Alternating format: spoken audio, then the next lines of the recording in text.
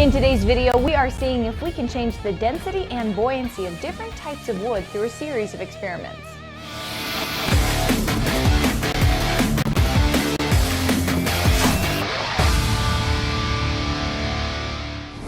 Wood has been used for its buoyancy for tens of thousands of years. I think probably since the first person realized that a log that fell into a lake wasn't sinking, they thought, hey, we could probably use that for something. It's very well known for it. And there are lots of different types of wood. They have very different densities, colors, many different properties. However, today we want to play around with that a little bit. Here's the basic idea. We've got 3 types of wood, 2 that float and 1 that sinks.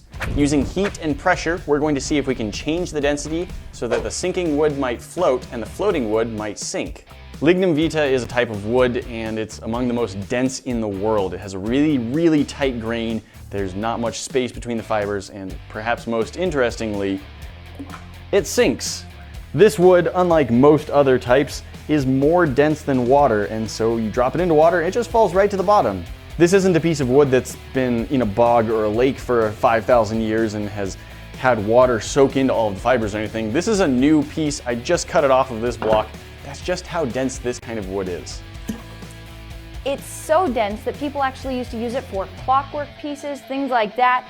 And it also actually will sort of self-lubricate, which makes it very nice for those sorts of things. It's also been used, my favorite, for guitar fretboards. Another type of wood that we've got today, this is basswood. Much lighter. As most wood does, it floats. Last but not least, we have got a strip of balsa. Now, you guys have probably seen us use balsa in the past. It is so soft that even with a glove on, I can just scrape that and dent it with my fingernail. Balsa wood is so light and full of air that honestly, it's not very strong. You can snap it apart really easily. It carves really easily as well, which is one of the things it's used for, is sort of learning how to carve wood. You split it all the way down just with that. Yeah. It is incredibly fragile. So we want to do some experiments. We want to see if it's possible to maybe make the floating wood sink and the sinking wood float. What's that going to take? We've got several different things that we want to try. So there's a few tests that I want to try, but simplest is I was actually researching this a lot, and one of the things that I saw on, of all things, aquarium forums is that people who are trying to waterscape their aquariums for fish, for plant life, things like that, is they actually take the pieces of wood that they want at the bottom of their tank and they boil it. Apparently boiling it is going to help sort of let the water soak into it so it will sink more easily. I know that boiling wood can sort of open up the fibers and make it a lot more spongy. There are some really cool optical illusion type things you can do that involve boiling wood, compressing it, and then fitting a ring over it or fitting it inside a cage, and then you just reboil it and it takes its shape back.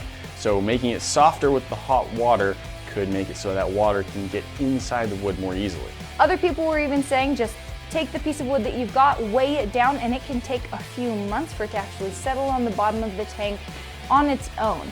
So I'm not sure if boiling is going to work in one day. So there are a few other things we might try after that.